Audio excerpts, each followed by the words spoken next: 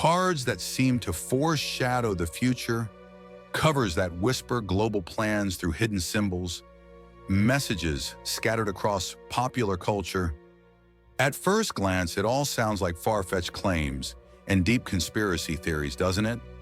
But what if it's not? What if someone has already designed our future and we are moving according to that plan, like puppets pulled by invisible strings?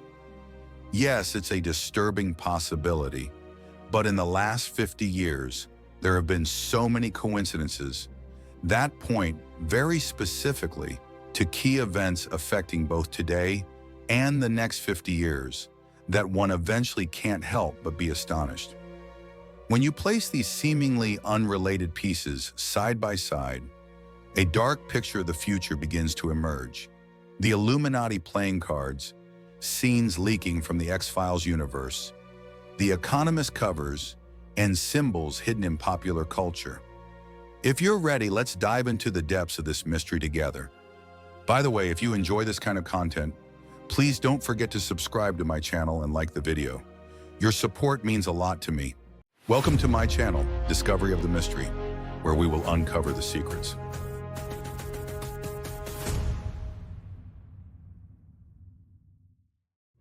We've all played card or role-playing games at some point, sometimes as elves, sometimes as wizards.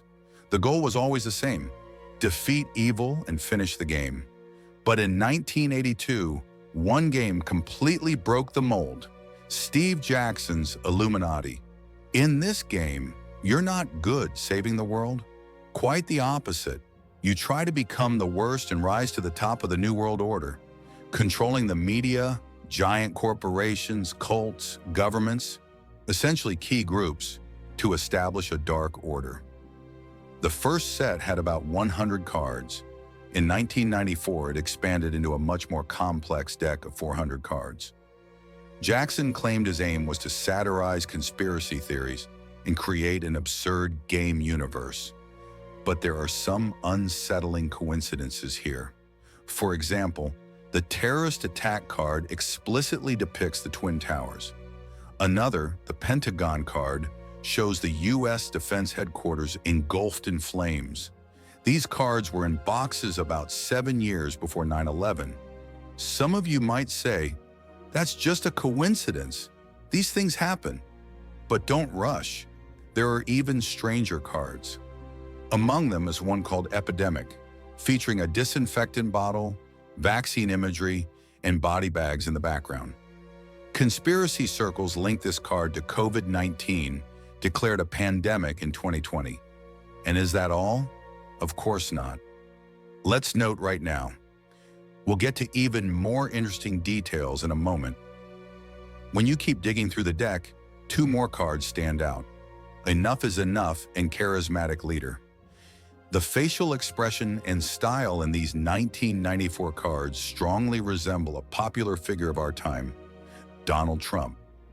In fact, if you compare the profile on Enough is Enough with a Trump photo from 2014, the similarity becomes even clearer. The message under the card is even more unsettling. Our snipers can take you out anytime, anywhere. Could this be the silhouette of an assassination attempt nearly 30 years later? Is that even possible? Let's keep this mystery in the back of our minds for now.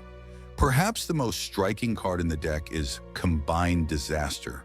A panicked crowd, fires in the background, and most importantly, the detailed collapse of a clock tower. The time shows around 1455. At first glance, this tower might not mean much to us, but for the Japanese, it's different, because the tower is said to resemble the Waco Clock Tower in Tokyo. The clock hands pointing to 2 and 11 are interpreted as symbolizing 2011.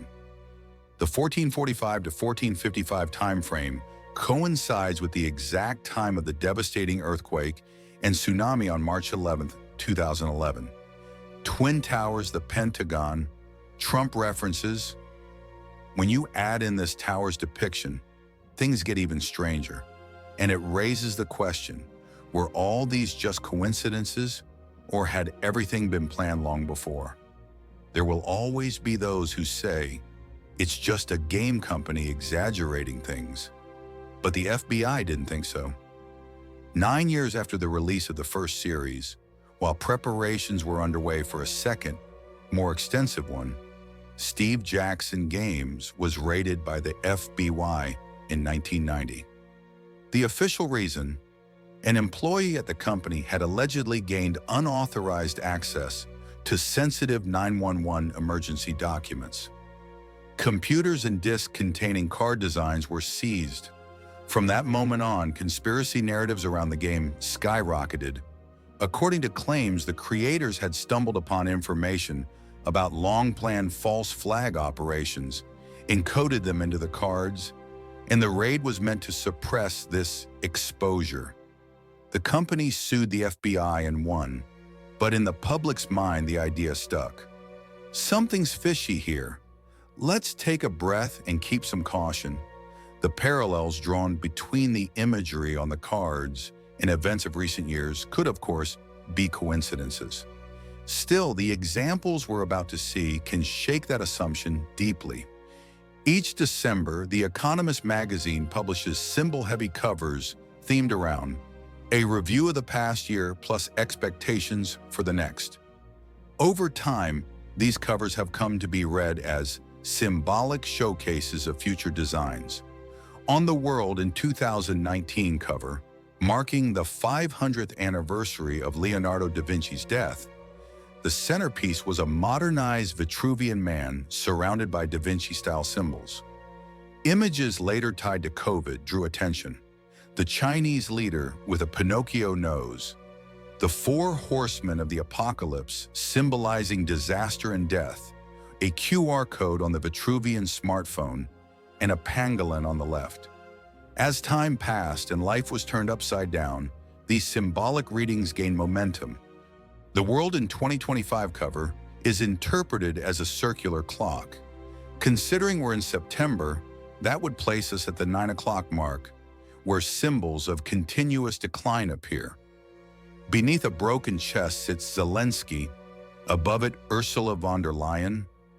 Read as a metaphor for fractured authority, the 10 and 11 o'clock slices feature possible symbols of a nuclear event, a collapse of China's yuan, and a solar flare-related disruption. Not much time left. Of course, we'll see whether the predictions are right. For now, let's just leave a note here and move on. Meanwhile, pop culture also seems to contain pre-coded hints. In March 2001, the pilot episode of The Lone Gunman, an X-Files spin-off, aired. In it, a secret U.S. group remotely hijacks a passenger plane, planning to crash it into the World Trade Center and blame it on terrorists to justify a new war. The heroes managed to prevent the crash in the story, but 6 months later in real life, 9/11 happened. And afterward, the Middle East was shaken to its core. There are also similar debates about pre-written narratives in the literary world. In Dean Koontz's 1981 novel, The Eyes of Darkness, the name of a virus developed as a biological weapon was changed to Wuhan 400 in a later edition, whereas in the first edition, its origin was Russia. Why was the name changed to Wuhan 400 after the second edition? Could it be because decades later, a pandemic would indeed begin in Wuhan? Fascinating, isn't it? But the strange coincidences don't end there. In her 2008 book, End of Days, Sylvia Browne predicted that around 2020, a severe pneumonia-like illness would spread across the globe, attacking the lungs and bronchi, resisting known treatments, then reappearing 10 years later before disappearing completely. Are these coincidences, or were popular authors, consciously or not, part of a cultural conditioning program? Here, a concept often repeated in conspiracy literature comes up: predictive programming. The theory claims that governments seed planned future events into fictional media first, films, TV shows, games, books, to mentally prepare the public for what's to come. By the time the events unfold, the shock is reduced and acceptance is higher. Pop culture becomes a propaganda channel, dulling public sensitivity. Thinkers like David Icke and Alex Jones have long argued this. From Hollywood to TV, there's a constant construction of familiarity. Selective perception takes over. When the event actually happens, people feel, well, it was bound to happen. Built on this foundation, the problem-reaction-solution model operates. First, a problem is created, a terror attack, economic collapse, pandemic, or false coup. Then public reaction builds. Something must be done. Finally, the pre-planned solution is rolled out. Laws restricting freedoms, new war doctrines, new financial systems. People accept it, believing it's their salvation. Isn't that exactly what happened after 9/11? Another related framework is called the revelation of the method, described by Michael A. Hoffman in his writings on cryptocracy. According to this idea, hidden powers first keep their plans secret, then gradually reveal them to the public. The subconscious grows accustomed to the disturbing truth and strangely becomes passive. Because no reaction comes even when the plan is out in the open, hidden rule is further cemented. Some even see this as a form of karmic ritual. We told you beforehand, you accepted it. The responsibility is yours. This also echoes a warning found in sacred texts. On Judgment Day, Satan will say, I had no coercive power over you. I only called and you followed. It's not hard to see how the esoteric karmic perspective resembles this idea. The plans are displayed openly. Dissenters are silenced. The masses become zombified. Many argue this script has been designed for decades, even generations. But no matter how dark the picture seems, standing tall and carrying water against the fire is a virtue.